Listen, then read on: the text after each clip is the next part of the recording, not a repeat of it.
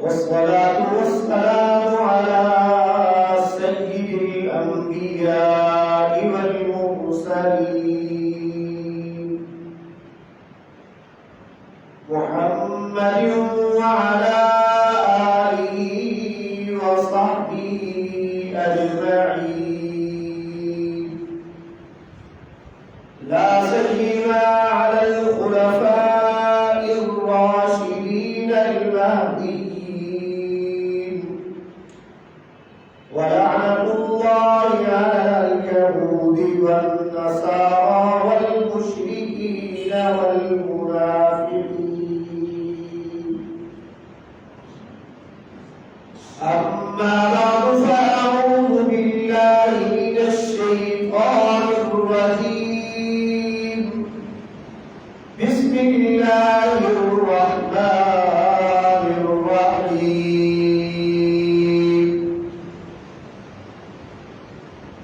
يا أيها الذين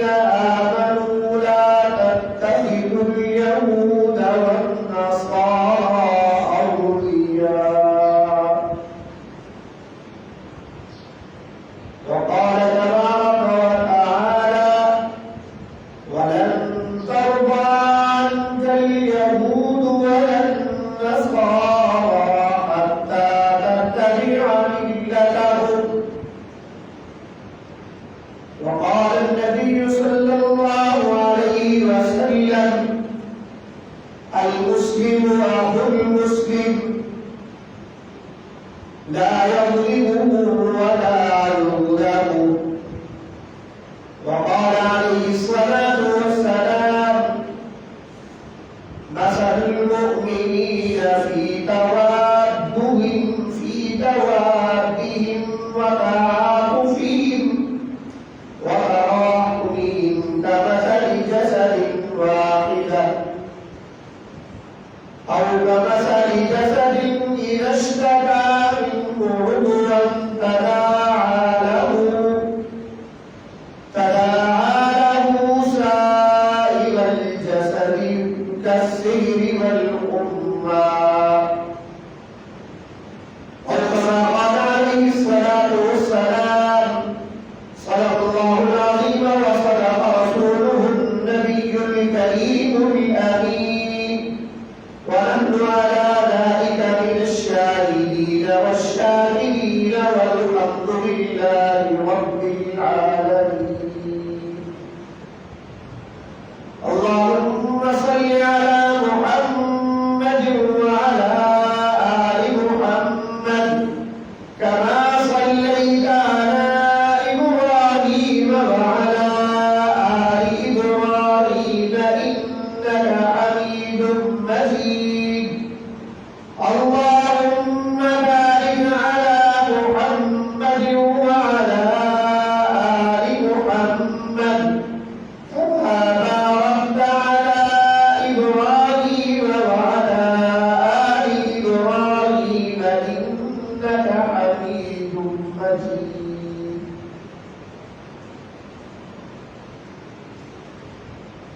है फलस्तीन पर अगर हक अहले यहूद का, है फलस्तीन पर हक अहले यहूद का, तो अस्मानिया पर क्यों न हो हक अहले अरब का। माह मुबारक शवाल अल मुकर्रम का ये दूसरा जुमअतुल मुबारक है।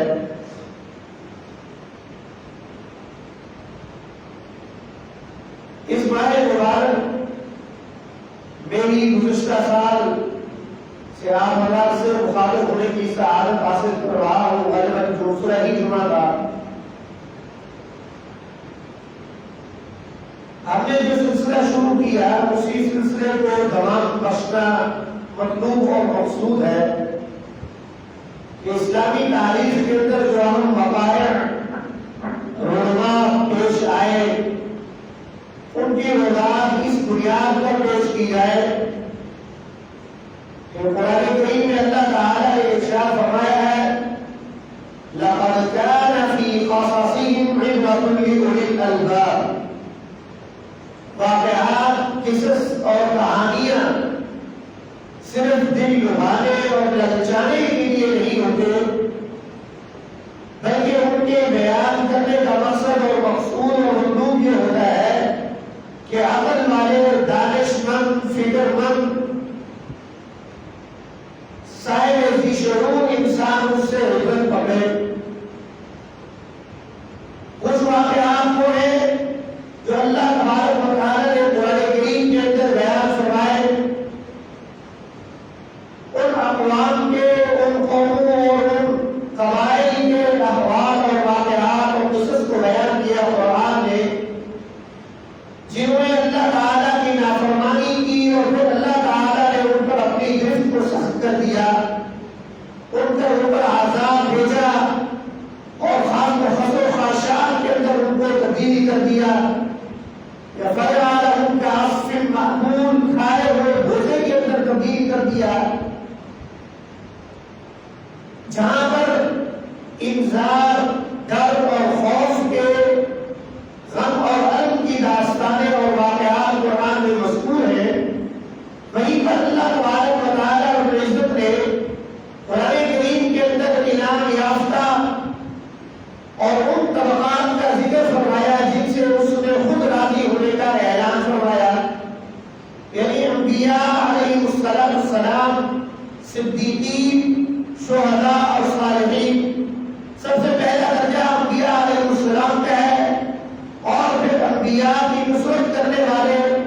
صدیقین جو سچے لوگ ہیں ان کا درجہ بیان فرمایا، پھر شہداء اور صالحین کو رکھا، اور ساتھ ہی ساتھ ان کی صفات متمیزہ اور ممجزہ اور ان کے مثالی ہونے کو بھی قرآن نے بیان کیا کہ اللہ تعالیٰ نے فرمایا فَإِنْ آمَنُوا بِمِثْلِ مَا آمَنْتُمْ بِهِ فَقَدِ اهْتَدَوْا، کہ اے لوگوں اگر ایمان لانا چاہتے ہو تو پھر انہی کی مثل ایمان لے کے آؤ جو یہ ایمان لے کر آئے ہیں، تبھی تم ہدایت پر ہوگے۔ وَإِن تَوَلَّوْا فَإِنَّمَا هُمْ فِي شِقَاقٍ، اور اگر ان مقدس شخصیات اور ہستیوں کے علاوہ کسی اور ذرائع سے، کسی اور طریقے سے اسلام پر عملداری ہونے کی کوشش اور دعویٰ کریں گے تو اس کے نتیجے میں نقصان اور خسارہ ہی خسارہ ہے، اس میں پھر ہدایت نہیں ہے۔ اور یہی وجہ ہے کہ عہد نبوی صلی اللہ علیہ وسلم میں جب قوم کو، لوگوں کو دعوت دی گئی کہ وَإِذَا قِيلَ لَهُمْ آمِنُوا كَمَا آمَنَ النَّاسُ قَالُوا أَنُؤْمِنُ كَمَا آمَنَ السُّفَهَاءُ، کہا گیا کہ ان مقدس شخصیات کی طرح ایمان لے کے آؤ کہ ایمان سے پہلے لوگوں حضور صلی اللہ علیہ وسلم کو سے نفرت کا، بغض کا، عناد کا اور دشمنی کا، عداوت کا اظہار کرتے نظر آتے ہیں، لیکن جب اللہ گوش اسلام ہو جاتے ہیں تو پھر حضرت سیدنا عمرو بن العاص رضی اللہ تعالیٰ عنہ فرماتے ہیں کہ اگر مجھ سے کوئی یہ پوچھے کہ میں آمد عالم صلی اللہ علیہ وسلم کا حلیہ مبارک بیان کروں تو میں وہ بیان نہیں کر سکتا۔ وجہ یہ ہے کہ محبت کا اس طرح غلبہ ہے اور حضور صلی اللہ علیہ وسلم کی آنکھوں سے آنکھیں ملانے میں اپنے آپ کو خدا سمجھتا ہوں، یہ جسارت نہیں کر سکتا کہ میں نے بہت عرصے تک جو ہے اسلام کی مخالفت کی ہے، آپ صلی اللہ علیہ وسلم کے ساتھ محاربت بھی کی ہے، چنانچہ میں آپ صلی اللہ علیہ وسلم کے دست ہم پرست پر مشرف میں اسلام کا ہو چکا ہوں۔ اس کے اعلان اسلام میں نے شاہ نجاشی کے دربار میں ایک تابعی کے ہاتھ سے اسلام قبول کیا، پھر حضور صلی اللہ علیہ وسلم کے دربار میں حاضر ہو کر بھی اعادہ اسلام کر دیا ہے، لیکن میں یہ جسارت نہیں کر سکتا کہ آپ صلی اللہ علیہ وسلم کے چہرے اقدس کو، رفع انور کو آنکھیں بھر کر دیکھوں۔ یہ شرم تھی، یہ حیا تھا، یہ عفت تھی، یہ پاکدامنی تھی۔ انہی کے متعلق جب لوگوں سے کہا جاتا ہے کہ ان لوگوں جیسا، ان صحابہ جیسا ایمان لے کے آؤ تو وہ کہنے لگے کہ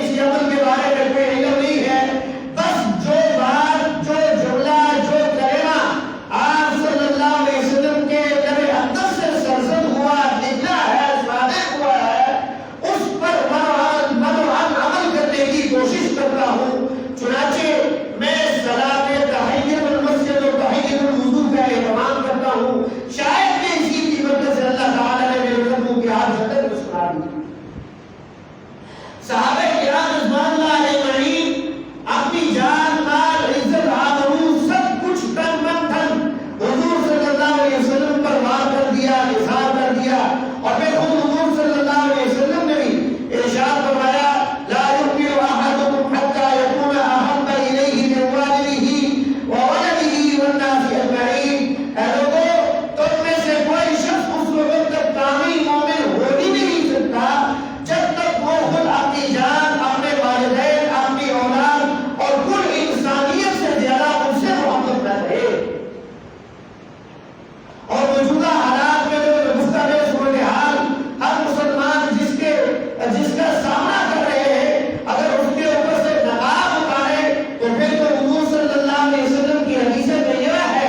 جس میں ویل للعرب، عرب کے بادشاہوں کے لیے ہلاکت اور بربادی کی نوید سنائی آپ صلی اللہ علیہ وسلم نے، اور پھر فرمایا کہ یہ دور نہیں قریب ہی ہے۔ اور صحابہ کرام نے دریافت فرمایا کیا یا رسول اللہ صلی اللہ علیہ وسلم اس وقت ہم تعداد میں کم ہوں گے؟ آپ صلی اللہ علیہ وسلم نے فرمایا ہرگز نہیں، تعداد تو تمہاری ضرورت البحر، سمندر کی جھاگ کی طرح جو ہے ہوگی، بہت زیادہ تعداد ہوگی۔ جھاگ اس طرح پانی کے بہاؤ جب تیز ہو تو جھاگ ہی جھاگ نظر آتی ہے، جب سرف پانی کے اندر ڈالے تو پانی چھپ جاتا ہے، تو پوری جھاگ ہی جھاگ نظر آتی ہے۔ جھاگ سمندر پورا کا پورا بھرا ہوا، یعنی کہ تعداد کے اعتبار سے ملت اسلامیہ اور مسلمان نام کے مسلمان بہت زیادہ ہوں گے، لیکن ان کے دلوں کے اندر وہن پیدا ہو جائے گا۔ فرمایا وہ وہن کیا چیز ہے؟ تو آپ صلی اللہ علیہ وسلم نے ارشاد فرمایا حب الدنیا و کراہیت الموت، مال اور متاع کی محبت، پیسہ، دولت، گھر، عیش، عشرت، اس کی جستجو ہوگی، اس میں ریل پیل ہوگی، اس میں مقابلہ ہوگا، اس کے اندر جو ہے اپنے آپ کو سرگردان کیا جائے گا، لیکن بہت سے راہ فرار اختیار کرنے کی کوشش کی جائے گی۔ پھر یہی وجہ، یہی وقت ہوگا کہ وہ تم مسلمانوں کے اوپر جو ہے کفر وہ مسلط ہو جائیں گے اور تمہاری ہلاکت اور بربادی مطلق ہو جائے گی۔ چنانچہ آج کے جمعہ المبارک میں دو باتیں میں نے کرنی ہے، صرف 10 منٹ میرے پاس وقت ہے۔ پہلے تو یہ کہ حضرت عمرو بن العاص رضی اللہ تعالیٰ عنہ جن کا میں نے پہلے تذکرہ کر دیا، ان کا یوم وفات جب شوال المکرم کو ہے، عید الفطر کی رات کو ہوا تھا سن 43 ہجری کے اندر اور 664 عیسوی کے اندر۔ حضرت سیدنا عمرو بن العاص رضی اللہ تعالیٰ عنہ وہ صحابی رسول ہیں جنہوں نے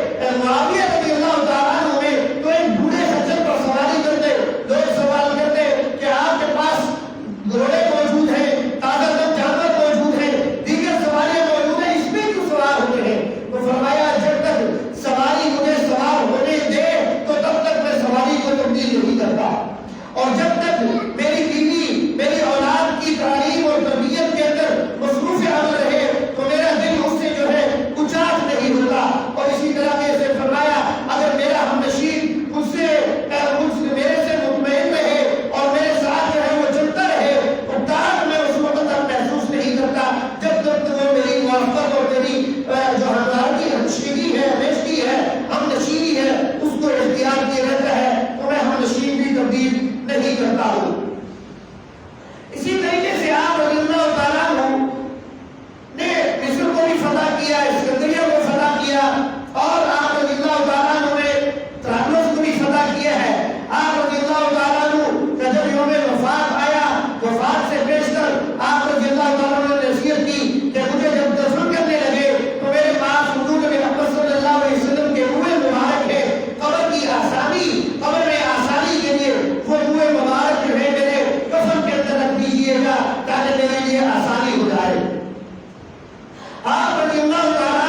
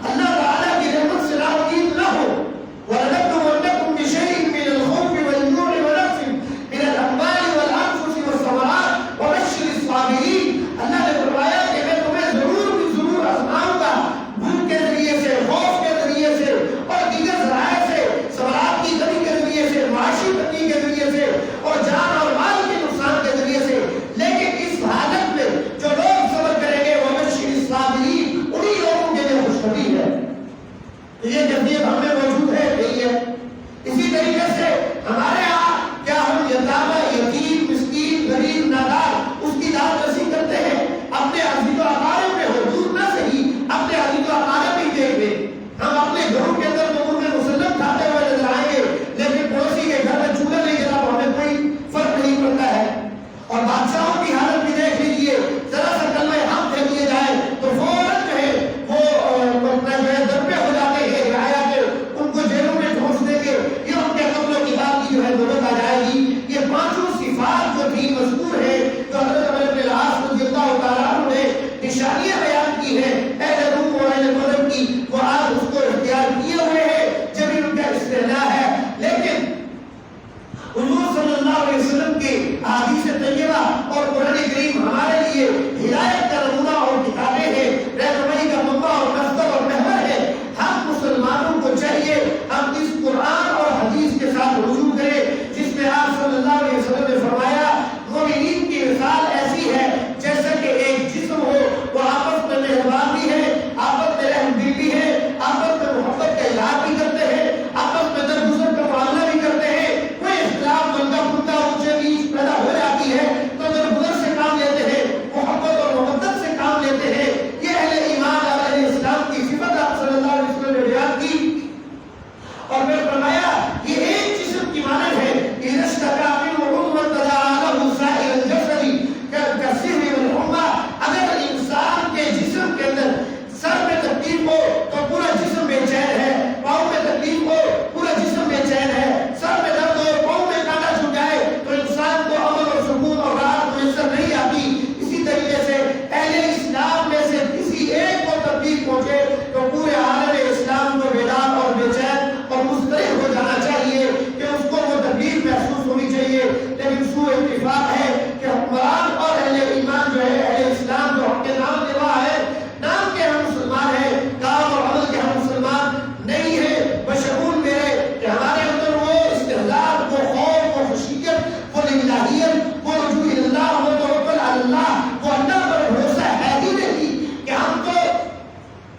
مادیت کی طرف اور مادے کی طرف دوڑ رہے ہیں، بھاگ رہے ہیں کہ دنیا ہم سے چھن جائے گی، ہمیں دنیا زیادہ سے زیادہ چاہیے. ہمیں توکل علی اللہ جو کہ اللہ تعالیٰ نے وعدہ کیا ہے کہ میں تمہیں رزق بھی دوں گا، تمہیں رہائش بھی دوں گا، تمہیں قبر بھی عطا کروں گا. واضح اور بڑی کتاب میں یہ سب کچھ اللہ نے لکھا ہوا ہے. لیکن عذاب قبر سے اور عذاب حشر سے اور پھر اہل ایمان کی علم اور تکالیف میں مبتلا ہونے کے وقت اگر ہم بے حس جس طرح ابھی ہے اسی طرح رہ گئے، انگریزوں کی، اسرائیل کی اور ملٹی نیشنل کمپنیوں کی مصنوعات سرف ایکسل ہو، کوکا کولا ہو، پیپسی ہو،